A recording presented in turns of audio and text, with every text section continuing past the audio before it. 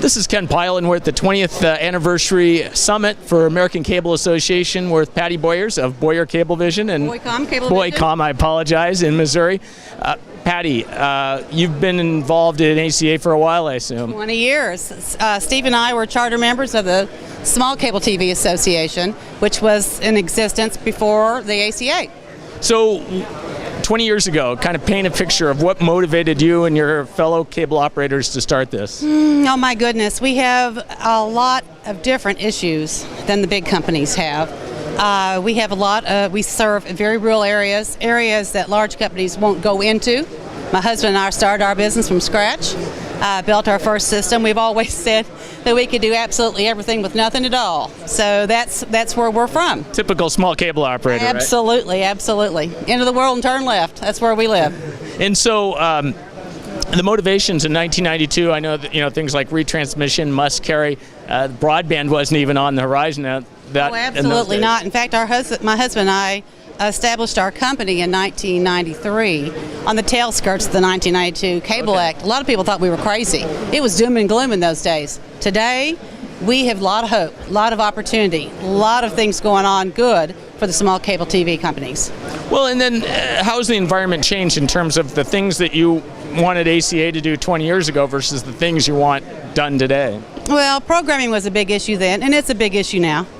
We didn't know what retransmission consent was back then, but now one of the main things that we find is that we are the best catalyst for broadband.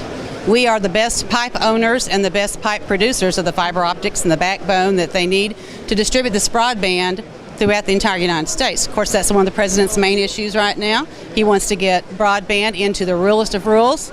We're the poster child for that. So, something that's been a big surprise probably to the industry as a telecommunications industry is that cable TV is the catalyst for it. We're the ones with the fiber optics in place.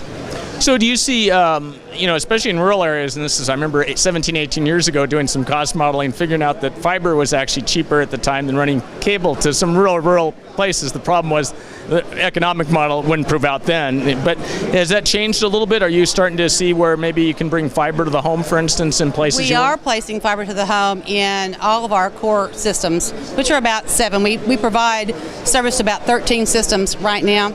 But the main core ones, 7 of them, we are doing fiber to the home. We have several projects going. Been very receptive to that, very receptive. And has that allowed you to maybe cover areas you wouldn't have been able to cover, before? I don't know that fiber to the home allows us to carry, but a combination of wireless applications, a combination of fiber. You get your fiber all the way out to a point where you can pop up and go wireless. That's where you get to cover those areas that are so rural. They pump the sunshine into them, And we are in the Ozark foothills, the Ozark Mountains, where we are located.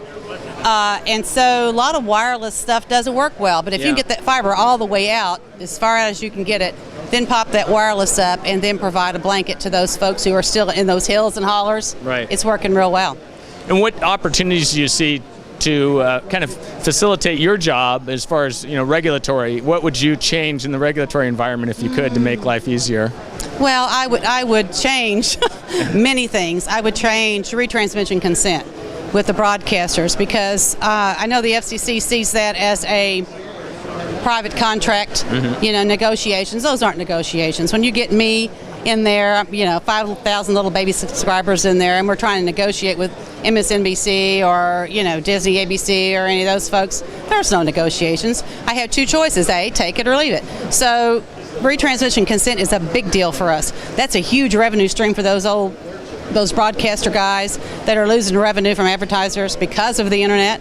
And so they're picking up their revenue on the backs of the cable operators who are passively retransmitting their signal. So that's one of my biggest gripes today is retransmission consent.